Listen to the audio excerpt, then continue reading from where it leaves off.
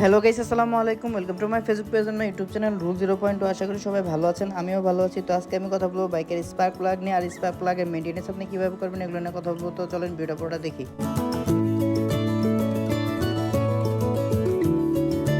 Spark plug একটা বাইকের জন্য অনেক ইম্পর্টেন্ট ভূমিকা পালন করে। যদি কোনো কারণে আপনার বাইকের স্পার্ক প্লাগের অবস্থা খারাপ থাকে, সেক্ষেত্রে কিন্তু আপনার মাইলেজ খুবই ভালোভাবে ড্রপ করবে এবং আপনার বাইকটা রানিং স্টার্ট বন্ধ হয়ে যাবে এবং রানিং অবস্থায় দমও নিতে পারে এবং বারবার পিক আপ ছেড়ে দিবে। আর আপনি কিভাবে বুঝবেন যে আপনার বাইকের স্পার্ক প্লাগটা খারাপ? আপনি যখন স্পার্ক প্লাগটা খুলবেন, খোলার পরে দেখবেন যে স্পার্ক প্লাগের মাথায় যদি প্রচন্ড পরিমাণে কালো হয়ে থাকে কিংবা প্রচুর পরিমাণে ময়লা টেনে থাকে, তাহলে বুঝবেন যে স্পার্ক প্লাগের অবস্থা খারাপ এবং গাড়িটা তেল খাচ্ছে বেশি। আর যদি দেখেন যে স্পার্ক প্লাগ পুরোপুরি শুকনো এবং সাদা অবস্থা আছে, তাহলে মনে করবেন স্পার্ক প্লাগে কোনো সমস্যা নাই এবং একটা ভালো আছে, আপনি মাইলেজ ভালোই পাচ্ছেন। অনেকেই বলেন যে ভাই স্পার্ক প্লাগ কতদিন পর পর ক্লিন করতে হয় বা পরিষ্কার করতে হয়। আসলে প্রতিবার যখন সার্ভিসে আসবেন চেষ্টা করবেন স্পার্ক প্লাগটা চেক দেওয়ার জন্য। যদি খারাপ থাকে সেক্ষেত্রে পরিষ্কার করে নেবেন। আর যদি একান্তই বেশি খারাপ অবস্থা থাকে, যেমন স্পার্ক প্লাগের অবস্থা পুরো বাজে হয়ে গেছে, জং ধরে গেছে কিংবা গ্যাপ যে থাকে ওই গ্যাপটা অনেক কমে গেছে এবং গ্যাপের মাঝখানে যে একটা পিনের মতো একটা অংশ থাকে ওটা ক্ষয় হয়ে থাকে, সেক্ষেত্রে ওই প্লাগটা পরিষ্কার করে ফেলবেন। তো অনেকে আমরা স্পার্ক প্লাগ বিভিন্ন করে থাকি, যেমন অনেকে আমরা অকটেন পেট্রোল দিয়ে ভালোভাবে ক্লিন করি, আবার সিরিজ পেপার দিয়ে ঘষি।